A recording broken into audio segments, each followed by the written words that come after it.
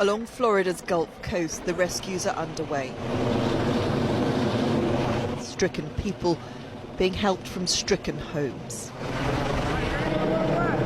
Those who hoped to sit out the storm, those who couldn't get themselves out in time, finally being taken to safety.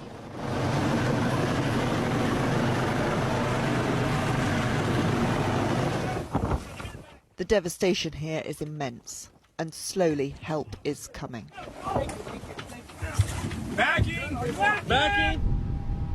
The Siesta Bay Resort at Fort Myers Beach sells itself as the perfect place to enjoy retirement.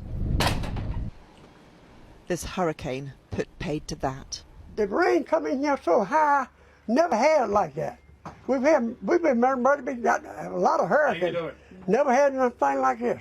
In his wrecked home, we met 94-year-old Robert Kittrell. They stood in the water. They were up to about here in the water. And if it had just kept coming on and coming on, they would have drowned. But I got blood all over me. His legs bear the scars, cut as he slipped on the wet floor. Well, it just kept coming in. You didn't hardly have time to think. It just come in, and when it got right on her feet, I thought, well, I don't mind dying, but I didn't think I would drown. The Lord helped us. Charlene McBroom lost her husband and her son earlier this year. Now she's lost her home. I'm a strong person, but I'm about to lose it. I mean, everything I have is in this house, and the only thing I can save is some of my clothes. That's it. Everything else is gone. I saved one picture. There's a car in a canal right there, too. This country knows the power of nature and prepares for it. Not refurbishing structures. You're talking about no structure left. But it still has the power to shock. All that debris just littered everywhere. Emma Murphy, News at 10, Florida. Let's troubleshoot this issue together that I'm having with my brand new sink and drains. You can see here that when I run the water, it comes right up the other side. So this is what I'm thinking. When water is draining and it doesn't have air to displace where it's coming from, it still comes out, but it comes out fairly slow because it has to bubble up that air through the bottom. So we need to let air in the top, or rather the bottom of this bottle. When there is easy airflow from the top, it's going to come out in a second. Watch this. We fill it up again, and now I take the lid off, and it is just going to dump out. So this is what we need to recreate. First thing we're going to do is remove this P-trap. You can also do this if you drop something down your sink.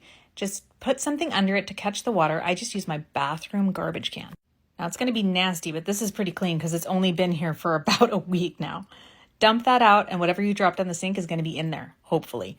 Now we have to undo the rest of the plumbing that I did just the other day so that I can apply the solution.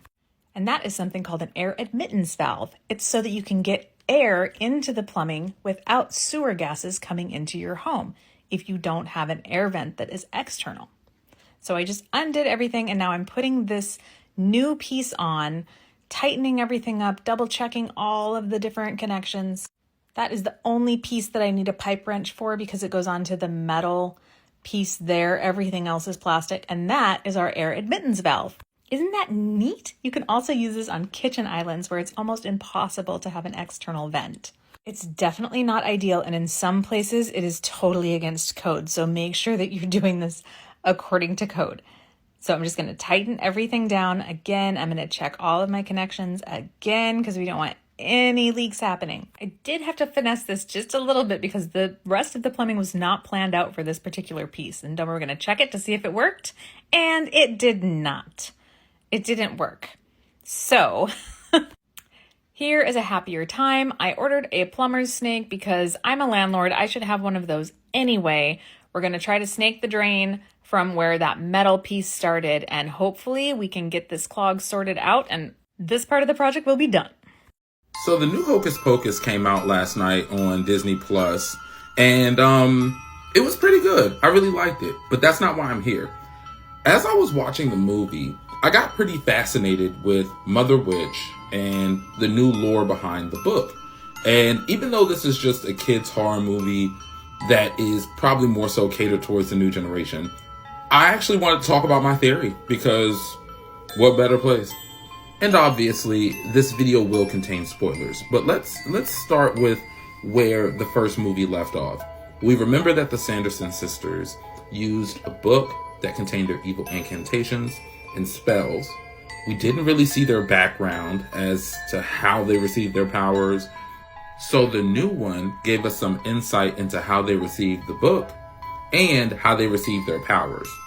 When the sisters were very young, they were run out of Salem into the Forbidden Wood, where they encountered the Mother Witch, who gives them the book that we see in Hocus Pocus 1 and Return in Hocus Pocus 2. But she warns them to never do the Magica Maxima spell. So throughout the film, we learn that the spell gives the caster an immense amount of power, but in exchange, it takes something that they truly care about. This gives more context to why Mother Witch is the sole reviving witch of her coven, despite what she may have told them. So when Winifred does the spell, she receives this immense amount of power, but her two sisters turn to dust. Unable to fathom a world without her sisters, Winifred allows Becca and her new coven of witches to do a spell on her that will return her to her sisters. So she too turns to dust. But here's where my theory comes in. Why would Mother Witch leave a spell book containing a forbidden spell like the Magica Maxima in it in the hands of young girls who are just discovering their power? The book closes itself whenever anyone tries to do the spell, and on top of that, there's a warning sign on top of the spell, but it's only a matter of time before a witch gets powerful enough to do it. And when you tell someone not to do something, that's a surefire way to get them to do it. Which is why I believe the Mother Witch is a very patient woman who set this whole thing up so that she can harvest the souls of powerful witches. And that's why at the end of the movie, we see Mother Witch in bird form flying after the new coven, because it's only a matter of time before they face something similar to the Sanderson sisters.